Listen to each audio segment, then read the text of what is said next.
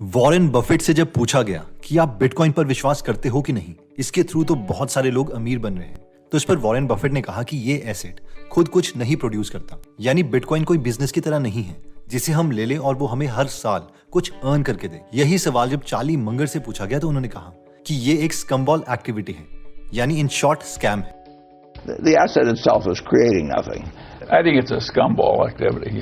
जब यही सवाल बिल गेट से पूछा गया तो उन्होंने कहा, मेरा बस चले तो मैं इसे शॉर्ट कर दूं।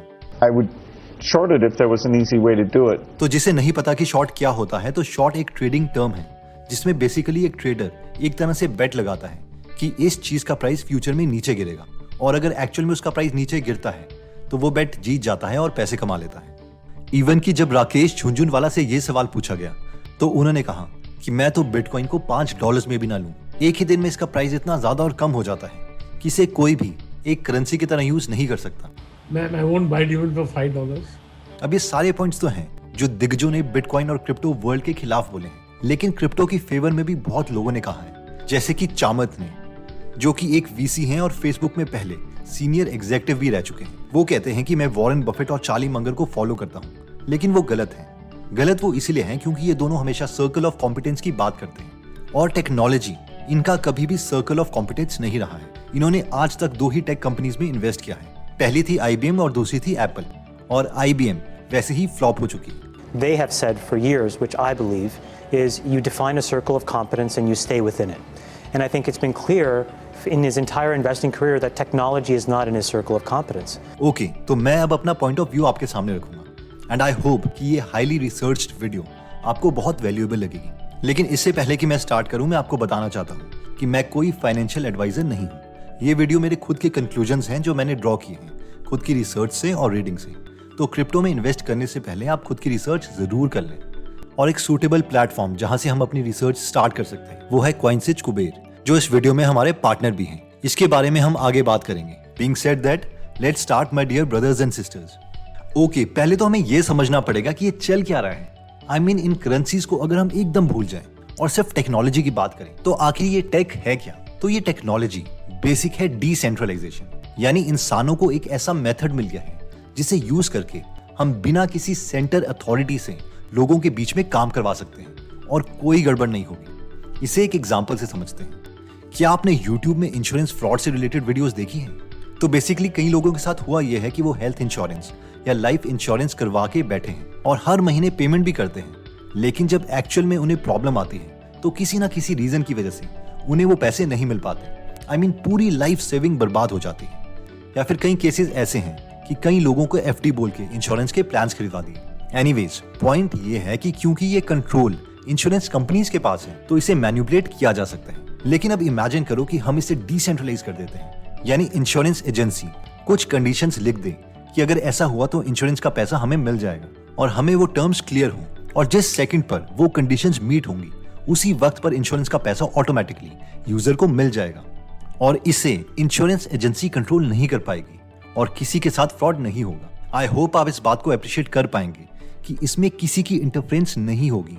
एक बार अगर स्मार्ट कॉन्ट्रैक्ट ब्लॉकचेन में लिख दिया जाता है तो वो एक पीस ऑफ कोड है, और जैसे ही कंडीशंस मीट होंगी वो चीजें अपने आप एग्जीक्यूट हो जाएंगी। स्मार्ट कॉन्ट्रैक्ट कैसे काम करता है इसे हम एक वाटर टैंक में सेंसर के साथ कंपेयर कर सकते हैं कि जैसे ही पानी एक सर्टेन लेवल से कम हो जाता है तो सेंसर उसे सेंस कर लेगा और मोटर ऑटोमेटिकली ऑन हो जाएगी और टैंक में पानी भर जाएगा।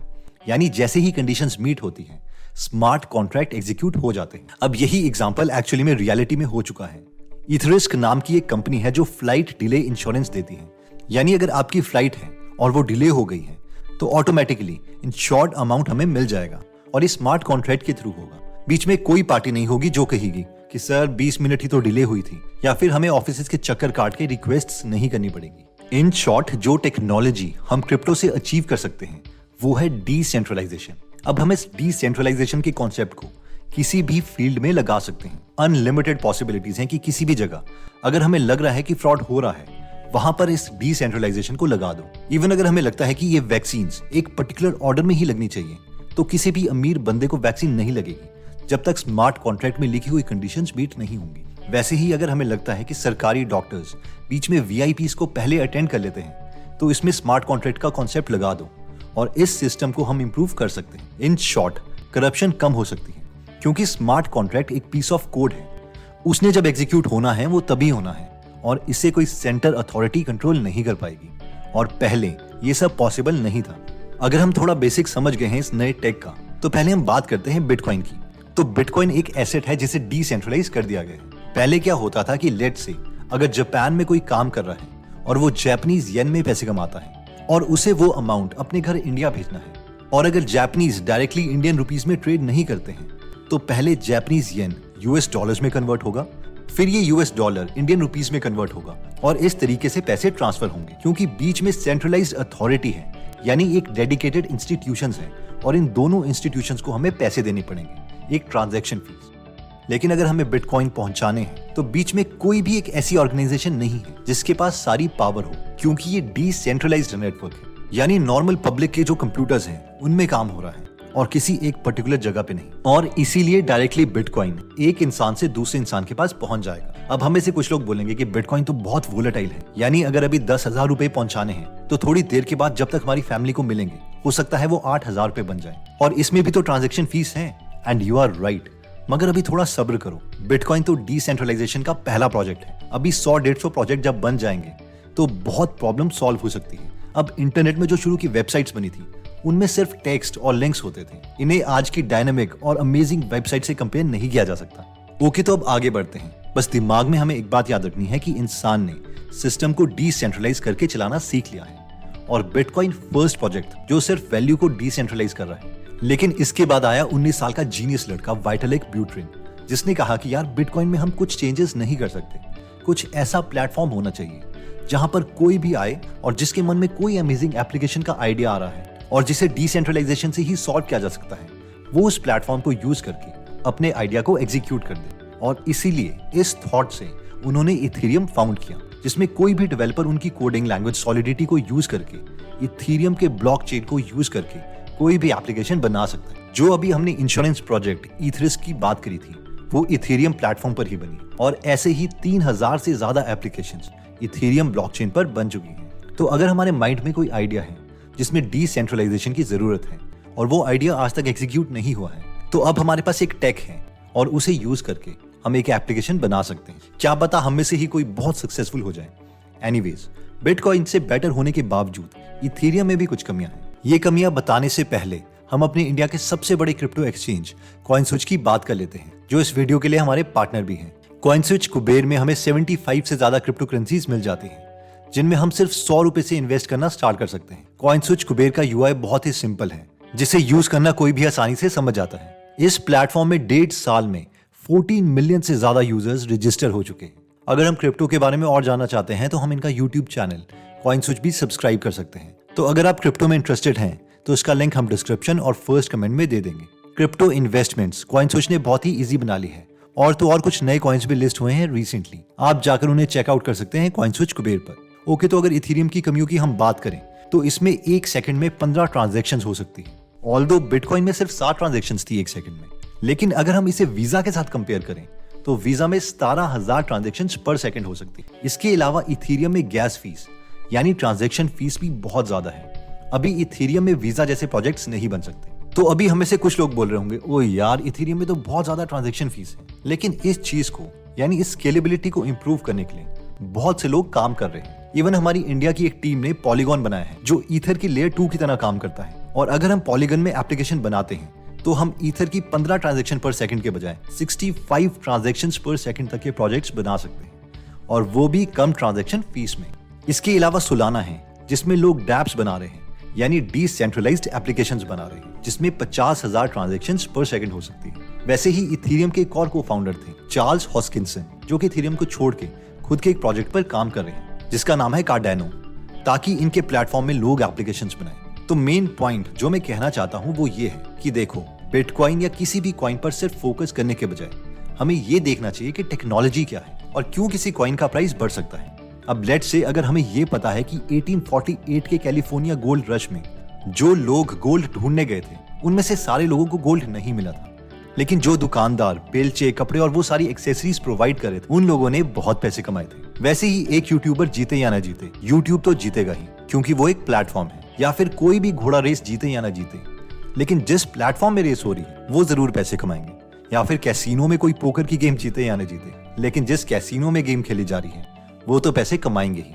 इन शॉर्ट, मेरी समझ से पहले तो हमें खुद की रिसर्च से ये समझना पड़ेगा कि फ्यूचर में बिटकॉइन, ईथर या कोई भी क्रिप्टो रहे ना रहे, लेकिन डिसेंट्रलाइजेशन से बहुत सी यूजफुल एप्लीकेशंस बन सकती हैं। और अगर एप्लीकेशन बनेंगी तो हम ये देख सकते हैं कि किस प्लेटफॉर्म में एप्लीकेशन बनेगी, किस प्लेटफॉर्म में डेवलपर्स को ईजी लग रहा है एप्लीकेशन बनाना, क्योंकि इस मूवमेंट पर डेवलपर्स तड़प रहे हैं अपने आइडियाज को रियलिटी में बदलने के लिए, और उन्हें ऐसे प्लेटफॉर्म चाहिए जहां पर वो कम फीस में बड़ी से बड़ी एप्लीकेशन भी बना सके, जहां पर ज्यादा ट्रांजैक्शंस पर सेकंड हो सके। और ज्यादा ट्रांजैक्शन पर सेकंड का मतलब ये नहीं है कि पैसों की ट्रांजैक्शन, बट कोई भी ऐसी चीज जो हम ब्लॉकचेन में लिखाना चाहते हैं। तो इन माय ओपिनियन, अगर हम क्रिप्टो में इन्वेस्टमेंट अपॉर्चुनिटी ढूंढ रहे हैं तो हम शुरू में प्लेटफॉर्म से सर्च कर सकते हैं कि कौन सा विनर होगा, और फिर बेशक इंडिविजुअल प्रोजेक्ट्स पर रिसर्च करें। तो अभी जो प्लेटफॉर्म्स हैं जिसके बारे में हम रिसर्च कर सकते हैं वो है इथेरियम या इथेरियम 2.0, जो कि स्केलेबिलिटी पर काम कर रहे हैं। और बस याद रखिए, डेवलपर्स कम प्राइस और ज्यादा स्केलेबिलिटी से ही अट्रैक्ट होंगे। इथेरियम को यूज करके जो प्रोजेक्ट्स अभी स्केलेबिलिटी प्रोवाइड कर रहे हैं